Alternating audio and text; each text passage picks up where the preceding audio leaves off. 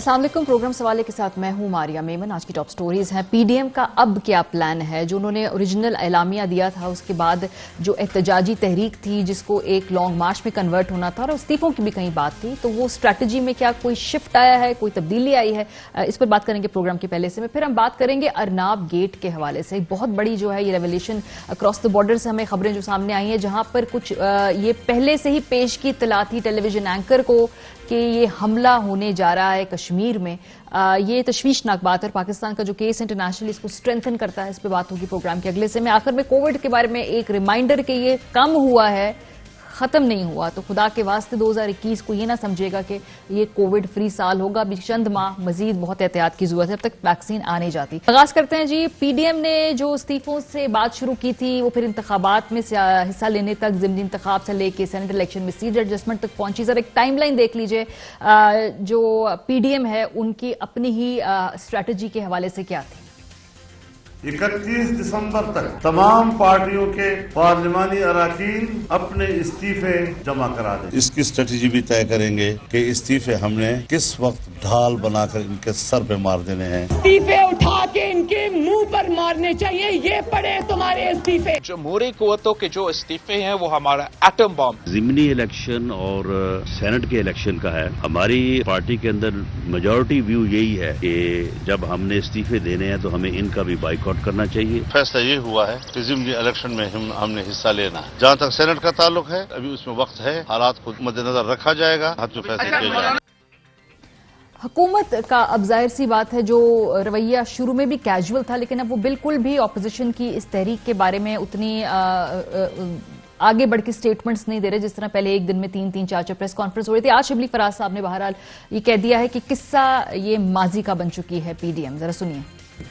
PDM का जो एक सफर था वो सिर्फ धमकियों पे था, जलसे से शुरू हुए, इस्तीफों से शुरू हुए, रैलियों पे आए, अब टेलीविजन पे प्रोग्राम्स ये हो रहे हैं कि एक थी पीडीएम, ये जो तहरीक है माजी का एक हिस्सा बन चुकी है। उन्होंने अपने तमाम पत्ते खेल लिए। हर महाज पे इनको शिकस्त और रुसवाई के सिवा कुछ नहीं मिला।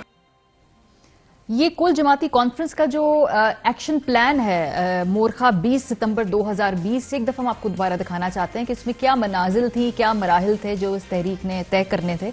इसमें अक्टूबर 2020 के पहले मरहले में जो मुश्तरका जलसे होने थे, रैलियां निकाली जानी थी, बिल्कुल हूबहू वैसा ही हुआ। दिसंबर में दूसरे मरहले में बड़े एहतजाजी अवामी मुजाहरे हुए और भरपूर मुल्कगीर एहतजाज जो था वो जारी रहा, हमने देखा। जनवरी 2021 में इस्लामाबाद की तरफ फैसला कुन लॉन्ग मार्च होना था। फिलहाल अब ये नहीं हो रहा और आगे डेट 31 जनवरी के बाद फैसला करने तक बात आ गई है। सो अभी ये लॉन्ग मार्च और ये इस्लामाबाद की तरफ जो आना था, इस पे काम नहीं हुआ। इसके अलावा जो मजीद ऑप्शंस इसमें एक्सप्लोर किए गए थे, अदम एतमाद की तहरीक, मुनासिब वक्त पर असम्बलियों से इज्तिमाई इस्तीफों का ऑप्शन, जिसके लिए खुसूसी कमेटी बनाई जा रही थी, वो बताएगी कि ये कब होगा। इस पर भी अभी तक कोई डेवलपमेंट खास नहीं हुई है। सो पीडीएम की क्या कोई स्ट्रैटेजी में तब्दीली है, इस पर बात करेंगे। शायद खाकान अब्बासी साहब हमारे साथ मौजूद हैं, अभी वापस आए हैं मुल्क से वापस बाहर से कुछ अपने निजी काम निपटा कर भी। साथ साथ ये आपके बारे में चहमगोइयाँ, ये पेशगोइयाँ कि मियाँ साहब से या मिले हैं या मिल रहे हैं या मिल के आए हैं, कोई पैगाम लेके आए हैं कि मुलाकात हुई है या नहीं हुई है। जरा इस पे पहले एक दफा क्लियर कर दे, फिर आगे हम बात करेंगे। पैगाम ये है हर रोज होता है, हर जब जरूरत पड़ती हो जाता है। अच्छा, अब रसानी वाले जमाने चले गए। अब बात ये है जो पीडीएम की आपने बात की है, पीडीएम अपनी स्ट्रैटेजी खुद तय करती है। हम ही उसको बनाते हैं, हम ही उसको बदल सकते हैं। तो हम हालात को देखकर हमने जलसे रखे थे, वो कंप्लीट किए। वो तारीखी जलसे हर शहर में हुए। उसके बाद ये रैलीज का सिलसिला है, ये जनवरी में जारी है। इसको हमने एक्सटेंड कर दिया फरवरी में भी। जनवरी में बाई इलेक्शन हो रहे हैं। बाई इलेक्शन में मुशावरत हुई। अच्छा। और तमाम जमातों से मशवरे के बाद मुख्तलिफ राय मौजूद थी। हमारी अपनी जमात के अंदर मुख्तलिफ राय मौजूद थी। फैसला किया गया कि बाई इलेक्शन में हिस्सा लेंगे। इसी तरह सेनेट के इंतखाबात थे, उनके बारे में शुरू में तकरीबन हतमी राय थी कि हिस्सा नहीं लेना चाहिए, लेकिन जब मुशावरत हुई बहुत सी जमातों ने कहा कि नहीं लेना चाहिए। इस पर फैसला हो गया। पीपल्स पार्टी बेसिकली आप पे प्रिवेल कर गई है, बिकॉज ये उनकी बड़ी एक क्लियर इस पे ख्याल था, तो वो प्रिवेल कर गई है आप और मौलाना साहब के ऊपर, बिकॉज ये में जा रहा है ना। प्रिवेल की बात नहीं होती, एक दूसरे की बात सुनते हैं। मुशावरत का अमल यही होता है। अच्छा। एक दूसरे की दलील सुनते हैं, एक दूसरे की बात सुनते हैं, اور اس پر فیصلہ کیا جاتا ہے. سو ان کی کیا ایسی دلیل تھی جو آپ کو بھا گئی کہ نہیں ہمیں حصہ لینا چاہیے ہے ضمنی انتخاب میں بھی سینٹ کے انتخاب میں بھی، جبکہ آپ کا جماعت کا جو ایک بڑا کلیئر مختلف موقف لگ رہا تھا بظاہر، تو ایسی کیا دلیل پیپلز پارٹی نے دی کہ آپ لوگوں نے کہا کہ نہیں یہ ٹھیک ہے پی ڈی ایم کا یہ موقف ہونا چاہیے؟ دیکھیں پہلی دلیل تو یہ ہے کہ ہمیں یہ خدشہ ہے کہ اس ملک میں ایک کوشش ہے کہ جو صوبوں کے پاس اختیارات ہیں واپس لیے جائیں. یعنی 18ویں ترمیم کے اندر جو تبدیلی ہوئی تھی آئین میں اس کی کچھ شکیں واپس کی جائیں جو ہم سمجھتے ہیں کہ ملک کے لیے بڑا خطرہ ثابت ہوں گی. دوسری جو بات ہے کہ 58(2)B کو واپس لا کر اس قسم کی کوئی چیز واپس لا کر ملک میں ایک نیم صدارتی نظام رائج کرنے کی کوشش کی جائے. اچھا، تو اس پر بڑی مشاورت ہوئی تو ہم نے یہ سمجھا کہ ٹھیک ہے ہمیں اس میدان کو خالی نہیں چھوڑنا. ہم نے کیونکہ یہ جب آئین میں تبدیلی آ گئی تو یہ مستقل ہو جاتی ہے. سو یہ جو تمام باتیں ہیں یہ اس اعلامیے سے پہلے نہیں سوچی گئی کیونکہ یہ بائی الیکشنز کے بارے میں معلوم تھا کہ جنوری میں ہوں گے، پھر سینٹ الیکشنز کے بارے میں موجود تھا، معلوم تھا کہ یہ بھی آگے ہونے جا رہے ہیں، تو آپ کی ٹائم لائن میں پھر یہ جنوری اس وقت اعلان کیوں کیا گیا؟ جی بالکل یہ مشاورت ہوتی ہے نا. ہم نے لگتا ہے کہ آخر تک سوچا نہیں گیا، بڑے یہ سوچا جاتا ہے، سوچ میں تبدیلی آ جاتی ہے. اچھا، اس میں کوئی ایسی بات نہیں ہے. حالات کو دیکھ کر معاملات کو دیکھ کر انسان اپنے اسٹریٹجی میں تبدیلی لاتا ہے. ہم نے تبدیلی لائی ہے. اب یہ جو الیکشن ہوں گے 19 کو جی اس کے بعد یہ آگے سلسلہ ہوگا، ریلیز کا جاری رہے گا، سینٹ کے انتخابات ہوں گے، اسی عرصے میں لانگ مارچ کا فیصلہ کیا جائے گا اور استعفوں کا آپشن آج بھی موجود ہے. وہ آپشن ختم نہیں ہے. آپ نے فیصلہ کرنا ہے نا پہلے. جی وہ فیصلے کی ایک کمیٹی بننی ہے. اب چونکہ اس میں تاخیر ہوئی ہے، پہلے یہ خیال تھا کہ فروری کے اندر اس عمل کو کیا جائے لیکن اب اس کو ایکسٹینڈ کیا گیا. لیکن کمیٹی جب بھی بنتی ہے لگتا ہے ایسے ہی کہ جیسے معاملہ تھوڑا سا پیچھے چلا جائے گا، کھٹائی میں چلا جائے گا. کمیٹی بنانے کا مقصد ہی یہ ہوتا ہے. نہیں ہماری کمیٹی کا مقصد نہیں ہے. ہماری کمیٹی کا پہلے دن ڈیسائیڈ ہوا تھا کہ استعفوں کو جو آپشن ہے اس کے لیے ایک اسپیشل کمیٹی ہوگی جو اس کو ڈسکس کرے گی، اس کے محرکات کو دیکھے گی اور فیصلہ کرے گی. ابھی سیٹ ایڈجسٹمنٹ کی کیا آپ لوگوں کی پیپلز پارٹی کے ساتھ پوزیشن ہے؟ ضمنی انتخاب میں ڈیسائیڈ ہو گیا ہے فائنلی یا ابھی اس پہ بھی آپ نے غور و خوض کرنا ہے؟ دیکھیں اس میں کوئی ایسی سخت فیصلہ نہیں ہے، مستقل فیصلہ نہیں ہے. اس میں دو فیصلے ہمیشہ سے رہے ہیں کہ جس جماعت کی سیٹ گئی ہے اسی کا کینڈیڈیٹ وہاں پر آنا چاہیے. ٹھیک ہے. اور دوسرا یہ ہے کہ جہاں پر کسی گورنمنٹ کی جماعت کی سیٹ ہے تو وہاں پر جو رنر اپ تھا اس کے امیدوار آئے گا. اس میں کئی جگہ پر یہ فیصلہ نہیں ہو سکا تو مختلف جماعتوں کے امیدوار کھڑے ہیں کیونکہ پہلے دن سے پی ڈی ایم جو الیکٹورل الائنس نہیں ہے. لیکن ہم نے کوشش کی کہ ان اصولوں پر پی ڈی ایم سے پہلے بھی ان اصولوں پر ضمنی انتخاب ہوتے رہے ہیں اور وہاں پر اکثر اس پرنسپل کی پابندی ہوئی ہے، کئی جگہ نہیں ہوئی، تو وہی سلسلہ آج بھی ہے. اور سینٹ میں کیا ہوگا؟ ادھر بھی یہی پالیسی ہے کہ جس کی سیٹ ہے پھر اسی کو یا بھی سینٹ میں سوچنا ہے؟ سینٹ میں اپنی ووٹوں پہ ہوتا ہے نا. اگر کہیں ووٹس کو اکٹھا کر کے سیٹ ملنے کا چانس ہو تو وہ اس کو استعمال کیا جیسے حکومت نے تو سوچ لیا نا کافی کے ساتھ کچھ جگہ ایڈجسٹمنٹس کر لیے. اتحادی obviously ان کا اتحاد ہے وہ تو کوشچن، لیکن آپ لوگوں نے بھی سوچنا ہے کہ بھئی کہیں اپنے کینڈیڈیٹ پول آؤٹ کر لیں گے کیونکہ شاید پیپلز پارٹی کو وہاں ایڈجسٹ کرنا پڑے یا مولانا صاحب کو ایڈجسٹ کرنا پڑے. یہ بھی نہیں، وہاں کینڈیڈیٹس کی بات نہیں ہوتی، وہاں ووٹ کی بات ہوتی ہے. جی ووٹ آپ کے اس کے بھی دیں گے نا. کینڈیڈیٹ بے شک کھڑا رہے، اس کی بات نہیں ہوتی. جس کو آپ ووٹ دیتے ہیں وہی بنے گا. اور ووٹ کا کمپلیکیٹڈ سسٹم ہے، ٹرانسفر ووٹ ہے، پہلی چوائس سیکنڈ. تو وہاں پر دیکھیں گے یہ شاید پنجاب میں کوئی ایسی پوزیشن ہو کہ وہاں پر اگر پارٹیز آپس میں ایڈجسٹ کر لیں تو ایک اضافی سیٹ نکل آئے. ایسی بات ہے. یہ بھی جی شاید کے پی کے اندر بھی یہ چیز ہو. یہ ہمیشہ ہوتا ہے، یہ پی ڈی ایم کا خاصا نہیں ہے، یہ ہمیشہ سے اس قسم کی ایڈجسٹمنٹ ہوتی رہی ہیں. سو ابھی فائنل اس پہ ڈیسیجن کرنا ہے اس پہ سینٹ کے اوپر؟ جی جب سینٹ کا شیڈول آئے گا اس کے بعد یہ سب معاملات طے ہوتے ہیں. اچھا ٹھیک ہے. اچھا ابھی جو 19 تاریخ کو آپ لوگ جا رہے ہیں الیکشن کمیشن کے باہر، تو کون کون جائے گا؟ مریم بی بی جائیں گی اس میں سے یا بلاول صاحب نے کہا شاید وہ نہیں جا رہے ہیں؟ جی مجھے بلاول صاحب کا ان کا کوئی پہلے سے کمٹمنٹ تھی 19 کی، اب شاید وہ اس کو ایڈجسٹ کریں یا نہ کریں. امریکہ غالباً جا رہے تھے، اب نہیں جا رہے، ان کی مرضی ہے. مولانا صاحب اس میں آئیں گے، اس میں ساری جماعتیں شرکت کریں گی. وہ ایک اجاگر کرنا ہے ایک ایشو پر جس سے پاکستان کے عوام کو اس حکومت سے نجات مل سکتی ہے اگر الیکشن کمیشن اپنا رول ادا کرے. 6.5 سال سے ایک ایویڈنس بیسڈ ایک پٹیشن موجود ہے، اس ایویڈنس کو آج تک رد نہیں کیا جا سکا. اب اس کے بارے میں پی ڈی آئی نے مختلف رائے دی ہے، لیکن یہ امتحان ہے الیکشن کمیشن کے لیے بھی اور عدلیہ کے لیے بھی، کیونکہ ماضی میں سو موٹو نوٹس اس سے بڑے کم تر ایشو کو لے کر استعمال کیا گیا ہے. یہ تو بہت بڑا ایشو ہے.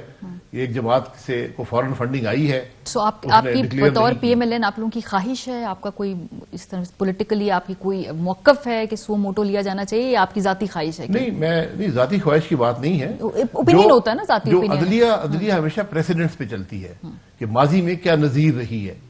تو یہاں پر تو ایک پرائم منسٹر کو سو موٹو نوٹس لے کر ایک ویزے پر اس کو ڈیبار کیا گیا، اس کو ڈسکوالیفائی کیا گیا اور حکومت ٹوٹ گئی. تو یہاں پر تو ایک بڑی واضح ایویڈنس موجود ہے کہ اکاؤنٹس میں پیسے آئے ہیں، جس کو وہ جماعت رد نہیں کر رہی. لیکن 6.5 سال سے الیکشن کمیشن لے کر بیٹھا 18 کو تو آپ کو بھی طلب کیا ہوا ہے نا، آپ کے بھی اوپر جو یہ میرا خیال ہے پی ٹی آئی کے فاروق حبیب صاحب ایک پٹیشن لے کر گئے ہوئے ہیں، اس میں آپ کے بھی فنڈز کے بارے میں سوالات پوچھے ہیں. وہ سوال ہے نا، سو ان کی تیاری کر وہ سوال ہے یا جواب موجود ہے، فرق ہے تھوڑا. ان کا آگے پروسیس ہے، وہ کافی ان کے وہ معاملات ابھی ایویڈنس دیں گے اگر ان کے پاس ہے تو باتیں کرنا آسان ہوتا ہے. لیکن آپ لوگوں کو بھی تو قانونی جواب داخل کرانا ہے نا 18 کو، تو اس کی تیاری ہو رہی ہے یا 6.5 سال بعد جمع کرائیں گے. سو یہ 2 wrongs do not make a right. نہیں، رانگ تو پھر الیکشن کمیشن کر رہے ہیں، ہم تو نہیں کر رہے نا. نہیں، لیکن اگر آپ اگر ان کو 6.5 سال ملے ہیں تو ہمیں 6.5 سال دے دیں یا 6.5 دن دے دیں. اگر کلیئر معاملات ہیں آپ جمع کرا دیجئے جوابات. ہم پی ٹی آئی کو بھی یہی کہتے ہیں بائی دا وے، جب وہ آتے ہیں وہ پی ٹی آئی والے آتے ہیں ان کو بھی ہم یہ کہتے ہیں جی جمع کرائیں، آپ مت تاخیر کرائیں، ختم کریں معاملات. سو ابھی 18 تاریخ کو کیا آپ لوگ جواب جمع کرانے لگے ہیں یا ابھی آپ وہاں پہ کچھ التوا ہے؟ ابھی تیار ہو رہا ہے؟ میں یہاں تھا نہیں، مجھے اس کی ڈیٹیلز کا علم نہیں ہے، لیکن جو سوال اگر آیا ہے، کمپلینٹ میں کوئی جان ہے، اس کا جواب دے دیں گے.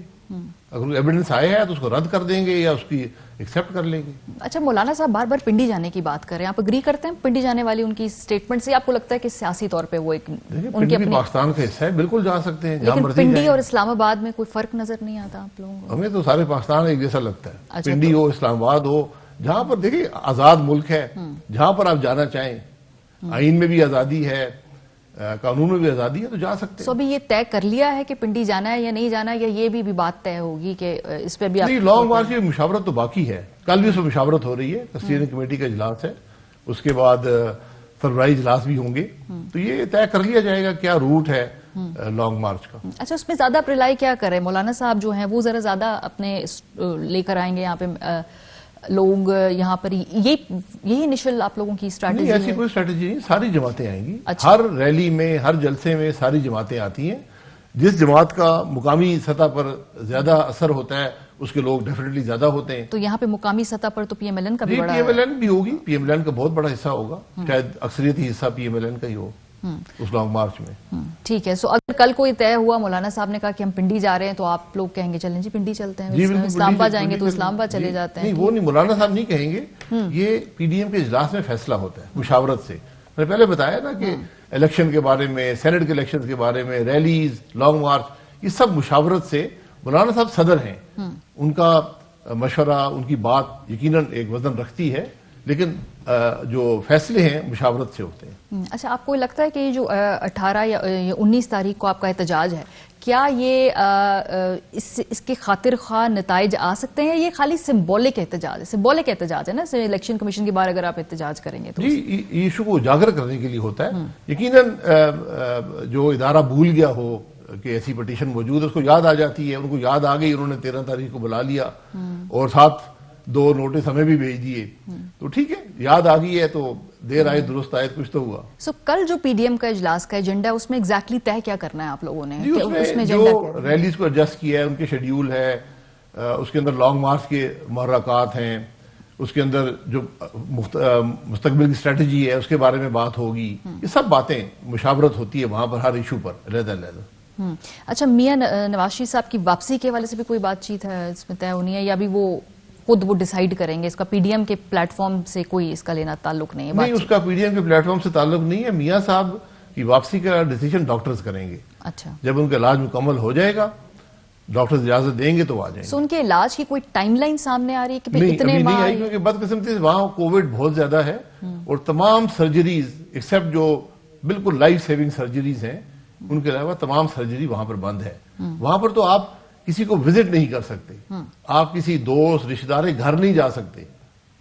وہاں تو حالات مختلف ہیں. انہوں نے مختلف طریقے سے اس کو کنٹرول کرنے کی کوشش کی ہے. چلیں، بہت شکریہ. شاہد خاقان عباسی صاحب ہمارے ساتھ موجود کہہ رہے تھے کہ پی ڈی ایم کے کل اجلاس میں جو ریلیز ہیں اس حوالے سے جو ایڈجسٹڈ باتیں ہیں ان پہ ہوگی گفتگو. جا رہے ہیں ضرور یہ الیکشن کمیشن کے باہر اور اس پہ وہاں پہ مظاہرہ بھی ضرور ہوگا. پروگرام میں ایک بریک لیں گے، جب واپس آئیں گے تو پھر ذرا بات کریں گے ارناب گیٹ کے حوالے سے. بڑے امپورٹنٹ اور شاکنگ ریولیشنز اس لیے ہیں کیونکہ 1 ارب سے زیادہ آبادی کے اس خطے کی کا جو مستقبل ہے وہ اس طرح سے اس سے جڑا ہوا ہے. بریک کے بعد اس پہ بات ہوگی، ہمارے ساتھ رہیں. Welcome back. اور بھارت سے ابھرنے والی جو ایک تشویشناک خبر ہے جس کے بارے میں پاکستان پہلے ہی اپنے خدشات سے آگاہ کر چکا تھا، اب تک اپنا میڈیا اور کچھ لیکڈ چیٹس اس بات کو کنفرم کر رہی ہیں کہ مودی سرکار ہائی لیول پہ انوالوڈ تھی.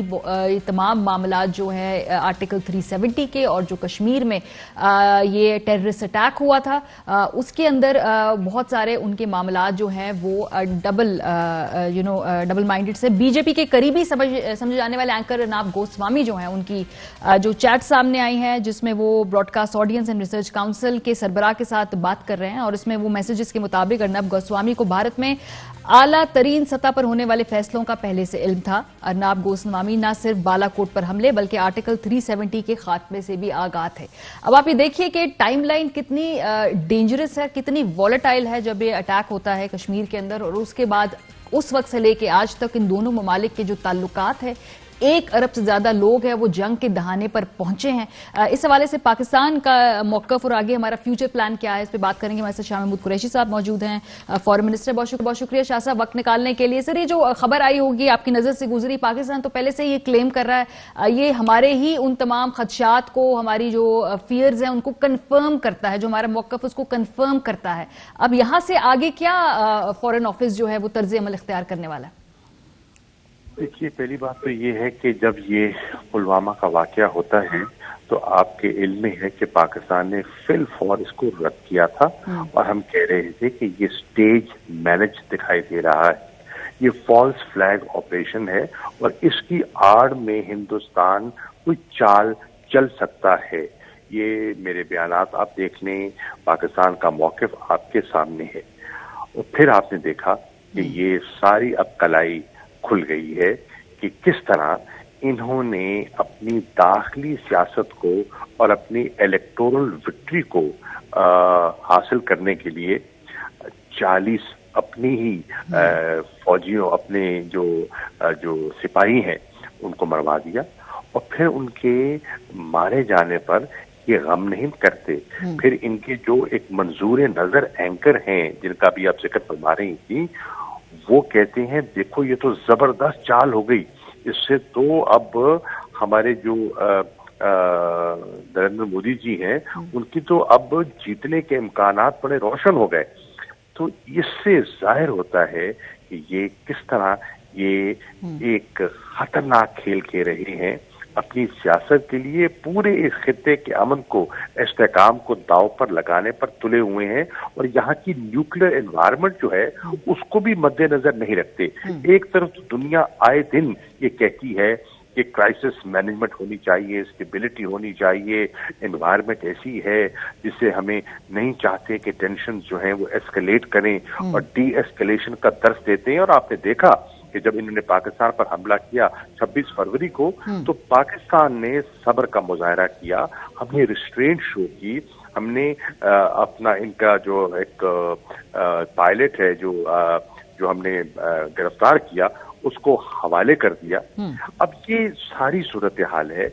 اور پھر آپ دیکھیں جو 14 نومبر کو میں نے ایک پریسر کیا جس میں نے کہا یہ اب ہمارے پاس شواہد ہیں اور وہ شواہد ہم نے انٹرنیشنل کمیونٹی سے شیئر کی. یہ خبر تو اب آئی ہے نا جی. یہ جو 14 نومبر کی میں آپ کو بات کر رہا ہوں کہ ہم نے کہا کہ ہمارے پاس irrefutable ایویڈنس موجود ہے کہ ہندوستان اسٹیٹ اسپانسرشپ کر رہا ہے اسٹیٹ ٹیررزم اور اس کی پش پناہی کر رہا ہے. پھر آپ دیکھیں کہ جو ڈس انفو لیب EU کی جو اس کی ریولیوشنز ہیں، جو اس کے انکشافات ہیں، اب سب یہ تانے بانے آپ جوڑیں نا تو آپ کے سامنے پورا ایک نقشہ بنتا ہے کہ کتنی ایک جو جسے کہتے ہیں نا ہندوتوا ذہنیت کی رجیم کتنا خطرناک کھیل کھیلنے پر تلی ہوئی ہے. وہاں افغانستان میں وہاں سپوائلر کا رول پلے کرتے ہیں اور یہاں بھی آئے دن छेड़छाड़ करती हैं। लेकिन शाह साहब, ये जो आपने बात कही, बिल्कुल पाकिस्तान का मौकफ की तायद होती है। मैं वहां देख रही थी भारतीय मीडिया में भी सवाल, उनके अपने ही पीयर्स पूछ रहे हैं कि भाई इतनी क्लासिफाइड इंफॉर्मेशन इस एंकर के पास कैसे थी पहले, क्या इसके ऊपर क्वेश्चन होना चाहिए, इंक्वायरी होनी चाहिए। क्वेश्चन मेरा ये कि अब आप लोगों का क्या इस वक्त अगला लाएमल है? कोई हम देख रहे हैं कोई ब्रीफिंग्स होंगी या कोई डॉसियर्स बनेंगे, या जो ऑलरेडी डॉसियर है उसमें कोई एडिशन होगी? मतलब आगे अब क्या अगले 2-3 हफ्ते में करने जा रहे हैं हम? पहली बात तो ये है कि जो हमारा डॉसियर था, इस इंकशाफ ने उस डॉसियर को मजीद तकवीयत दी है। मैं आज फिर कहूंगा, इंटरनेशनल कम्युनिटी को हमारे डॉसियर को संजीदगी से लेना चाहिए। मैं तवक्को करता हूं जो अब नई एडमिनिस्ट्रेशन जो आने वाली है, 20 तारीख को उन्हें अपनी जिम्मेदारियां संभालनी है अमेरिका में, और वो बुनियादी हकूक की बात करते हैं, वो इस खित्ते में अमन और इस्तेकाम की बात करते हैं, और वो कहते हैं कि डायलॉग को वो तरजीह देते हैं। पहली बात तो ये है कि डायलॉग से हमने कभी इनकार किया नहीं था। आप देखें हालात बिगाड़ने वाले कौन है। यकतरफा इक़दामात, गैर कानूनी इक़दामात 5 अगस्त 2019 को किसने उठाए? सारे क्लाइमेट को विशिएट किसने किया? इसका मैं समझता हूं, और फिर आपने देखा कि बरतानिया की पार्लियामेंट में अब उसका तस्करा हुआ है, और 10 के लगभग पार्लियामेंटेरियन ने पूरी शदोमत से कहा है कि हिंदुस्तान जो कह रहा है वो गलत है, हम तस्लीम नहीं करते, ये मामलात उनके अंदरूनी नहीं है, ये एक बैन अक़वामी तनाज़ा है। तो देखिए अब बात सामने आ रही है, हिंदुस्तान यके बाद दीगर अपनी हरकतों से बेनकाब हो रहा है।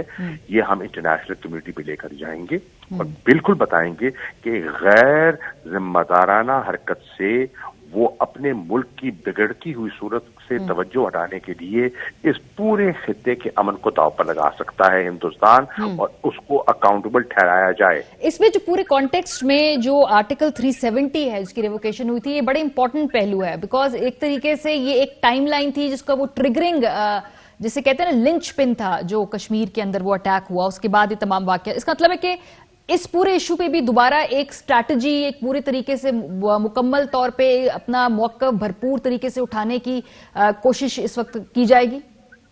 देखिए ना, आप देखें ना कि आपने ये कहा कि ये जो इन्होंने फैसले किए वो 5 अगस्त को किए, जो इन्होंने एनेक्सेशन की यूनिलैटरल एक्शन जो लिए वो 5 अगस्त को लिए। 1 अगस्त को ये तकरीबन 2 लाख एडिशनल वहां ट्रूप्स और सोल्जर्स भेजने का फैसला करती है बीजेपी की, नरेंद्र मोदी की सरकार, और कहती है कि जो यात्रा है, जो हिंदू यात्रा के लिए लोग जा रहे हैं, उन्हें महफूज करने के लिए हम ये कदम उठा रहे हैं। दर हकीकत वो उनको महफूज करने के लिए कदम नहीं उठा रहे थे, वो अपने आने वाले जो कदम जो उनने 5 को उठाना था, जिनका उनको इल्म था, या कुछ उनके जो अच्छा। दूसरी एक और इंटरेस्टिंग बात, हमें कहते हैं पाकिस्तान के मीडिया को, हमारे मीडिया के इंडिपेंडेंस को क्वेश्चन करते हैं। ये तो आज आप देखें कि एक आरएसएस बीजेपी सरकार का और उनके जो क्रोनीज हैं, मीडिया के क्रोनीज हैं, उनका नेक्सस तो खुल के सामने आ गया ना। किस तरह जो टॉप सीक्रेट कॉन्फिडेंशियल चीज है वो एक एंकर के पास कैसे आ गई पहले, और ये क्या ये कोई डिजाइंड लीक था, या कि एक माहौल बनाने के लिए वो अपने मीडिया को इस्तेमाल कर रहे थे, एक फ्रेंजी को बिल्ड करने के लिए, पूरे माहौल को, इलेक्शन के माहौल को साजगार बनाने के लिए उन्होंने किया। कितना खतरनाक खेल खेला। ये सब चीजें हैं जिसका हमें दुनिया को बावर कराना है। बहुत शुक्रिया। शाह महमूद कुरैशी साहब हमारे साथ थे। पाकिस्तान का जो ये नया स्कैंडल सरहद पार से हमारे सामने आया, ये कुछ छोटी मोटी बात नहीं है, ये एक बहुत बड़ा इशू इसलिए है क्योंकि इससे जो भारत की मोदी सरकार है, उनकी थिंकिंग, उनकी सोच, उनका डॉक्ट्राइन और किस हद तक सियासी एजेंडे के लिए जा सकते हैं, ये बड़ा खुलकर सामने आ गया। किसी को अगर से पहले कोई शक था तो अब वो शक रहना नहीं चाहिए। क्विकली हम आपको दोबारा बता दें कि जो कल पूरा स्कैंडल आया है, इसमें आगे बढ़ के कि बालाकोट हमले से 3 दिन पहले जो था 23 फरवरी 2019 को अर्नाब जो गोस्वामी, एक बड़े मशहूर बल्कि इनफेमस एंकर हैं भारत के, उन्होंने BARC सरबराह को हमले से मुताल्लिक बड़ी खबर की पेशगी इत्तला दे दी थी کہ معمول سے بڑی کوئی کارروائی ہونے جا رہی ہے. میسیجز کے مطابق ارنب کو معلوم تھا کہ کشمیر میں بھی معمول سے ہٹ کر کچھ بڑا ہونے والا ہے اور اگست 2019 میں پھر آرٹیکل 370 کا خاتمہ ہوا. گوسوامی کے مطابق مودی سرکار پاکستان مخالف کارروائی سے عوام کو خوش کرنا چاہتی تھی الیکشن سے پہلے, اور بالا کوٹ حملے کے بعد گوسوامی نے BARC سربراہ کو بتایا کہ مزید کارروائیاں بھی ہوں گی. ہمارے ساتھ جنرل ریٹائرڈ امجد شعیب صاحب موجود ہیں. جنرل صاحب, یہ بہت امپورٹنٹ انفارمیشن ہے اور مجھے لگ رہا ہے کہ اس پہ جتنی زیادہ ڈیبیٹ ہوگی, جتنا زیادہ اس کے اوپر اسٹرانگلی پاکستان کو موقف دینا چاہیے, اس کو انٹرنیشنل کمیونٹی میں اٹھانا بھی چاہیے, بیکاز ہمیں سب کو یاد ہے فروری کا وہ وقت جب بالکل جنگ کے دہانے پر ہم تھے اور بڑی وہ خوفناک کیفیت تھی دونوں ممالک کے عوام کے لیے. لیکن یہ جو اب معلومات سامنے آ رہی ہیں یہ تو خوف بڑھا رہی ہے کم کرنے کی بجائے, کہ آگے فیوچر میں بھی ایسا ہو سکتا ہے, ہوگا, اٹیمپٹ کیا جائے گا. بسم اللہ الرحمن الرحیم. دیکھیے, یہ ہی جو انفارمیشن ہم نے اکٹھی کی ہے یا ملی ہے ہمیں, یہ آئندہ جارحیت روکنے کے لیے بڑی مفید ہے, معاونت دے گی. اور وہ یوں ہے کہ پاکستان کو ابھی سے ایک کیمپین لانچ کرنی چاہیے جہاں وہ کہیں کہ جناب جب ہم کہتے تھے کہ یہ ایک فالس فلیگ آپریشن پلان کر رہے ہیں ہمارے اوپر کو جارحیت کرنے کے لیے, تو اس کی بنیادی وجہ یہی تھی کہ ہماری تو ہمیشہ سے انڈرسٹینڈنگ تھی کہ ان کے پہلے بھی جو واقعات ہیں وہ سارے ان کے خود کیے ہوئے. اب یہ چیز واضح ہو چکی ہے اور دنیا کو بتانا چاہیے کہ یہ پچھلے کئی سالوں سے اسی طرح ہر دفعہ ایک واقعہ کر کے تو بہانہ ڈھونڈتے ہیں. انیشلی ان کے جو آبجیکٹو تھے وہ ہمیں ایک کمپریہنسو چیز دینی چاہیے دنیا کو, کہ یہ بار بار ان کے لیڈر خود کہتے رہے ہیں کہ پاکستان کو ہم نے دنیا میں آئسولیٹ کرنا ہے, پھر یہ ہے کہ پاکستان کو ہم نے ٹیررسٹ اسٹیٹ ڈکلیئر کرانا ہے, بدنامی. یہ ٹیررزم اس وقت ایک سینسیٹیو چیز تھی, لہذا انہوں نے ان چیزوں کو دے کے تو ایک بڑے آرگنائز طریقے سے یہ کام کیا ہے. اچھا, اب اس میں چیز ہے, آپ کو کوئی کہہ سکتا ہے کہ جناب اپنے لوگ کون مرواتا ہے, لیکن یہ انٹیلیجنس کے لوگ آپ کو بتائیں گے کہ اس میں جب فالس فلیگ آپریشن کیا جاتا ہے تو اس میں ریئلزم پیدا کرنے کے لیے, دنیا کو یقین دلوانے کے لیے سب سے امپورٹنٹ چیز یہ ہے کہ آپ اپنے لوگ کچھ مروائیں, کیونکہ ایک آپ نے ایک بڑا مقصد حاصل کرنا اپنے ملک کے لیے. مثال کے طور پہ ٹیررزم کا بہانہ لے کے آج دن تک وہ کشمیر کے اوپر انہوں نے بات نہیں کی, ہمیشہ کہتے رہے پہلے ٹیررزم بند کرائیں, ہم تو کرا ہی نہیں رہے, تو وہ خود ہی کو واقعہ کر کے پھر آپ کو ٹال دیتے ہیں. نتیجہ یہ کہ آج دن تک آپ کو یہ نہ ہوا, پھر آپ ڈپلومیٹیکلی آپ کی کریڈیبلٹی جاتی رہی. پلوامہ کا واقعہ ہوا, کسی نے پوچھا ہی نہیں ان سے, انہوں نے الزام لگایا, دنیا نے کہا جی دے ریٹین دی رائٹ ٹو ریٹیلیٹ, اس لیے کہ دنیا کو یقین آ چکا ہوا تھا کہ ہم یہ کراتے ہیں, تو ہمیں اپنی کریڈیبلٹی بھی بہتر کرنی چاہیے. اب چیز یہ ہے کہ اس کو کمبائن کریں آپ ڈس انفو لیب والی انفارمیشن سے بھی, اس کو ساتھ رکھیں, کیونکہ اس کے ذریعے وہ پاکستان کا ایک امیج بلڈ کرتے رہے ہیں جہاں دنیا اس چیز پہ یقین کر کے ہر اس واقعے کو جو انڈیا میں یہ خود کرتے تھے اس کو سمجھتی تھی کہ پاکستان نے کروائے. اس میں انہوں نے یونائٹڈ نیشن کے ہیومن رائٹس والی آرگنائزیشن کے ڈیسیژن میکنگ کو انفلوئنس کیا, یورپین یونین کی ڈیسیژن میکنگ کو انفلوئنس کیا.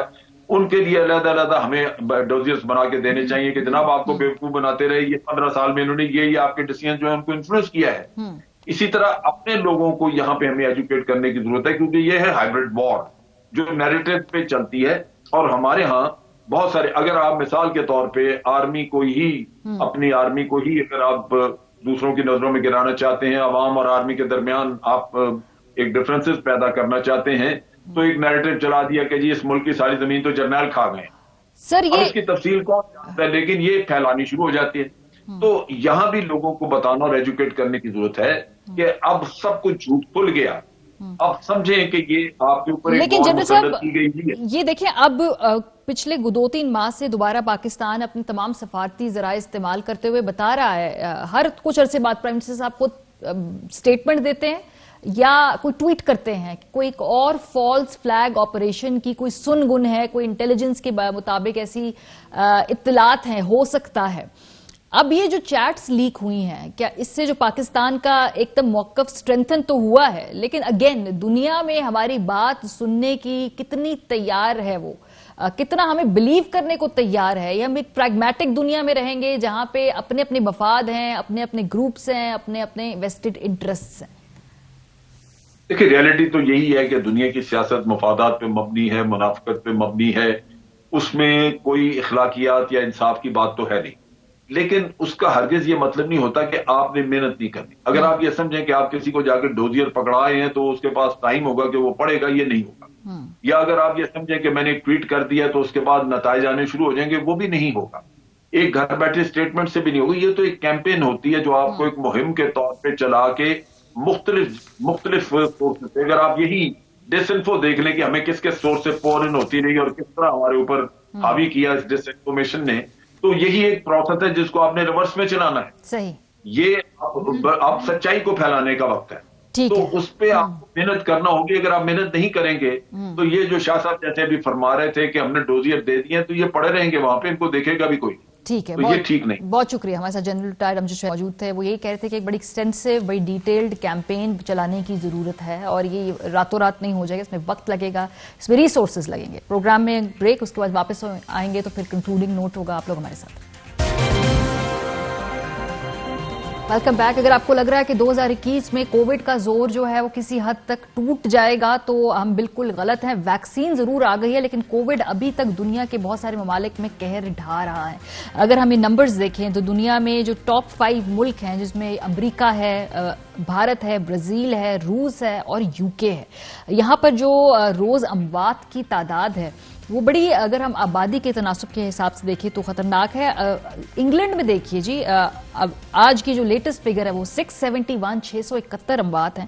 ہمارے ساتھ ہمارے نمائندے فرید قریشی موجود ہیں. فرید, یہ ہو کیا رہا ہے UK میں؟ ہم دیکھ رہے ہیں اب تو امریکہ میں بھی کچھ کم ہوئی ہے اموات کی تعداد, لیکن یہ انگلینڈ میں جہاں پہ تو ویکسین منگوانے والا سب سے پہلا ملک, رول آؤٹ بھی کر دیا, لگا بھی رہے ہیں, سو وہاں پہ مسئلہ کیا ہے؟ یہ کنٹین کیوں نہیں کر پا رہے اس کیسز کو جتنا باقی ممالک میں ہم دیکھ رہے ہیں کہ کوئی نہ کوئی اسٹریٹجی کام کر رہی ہے؟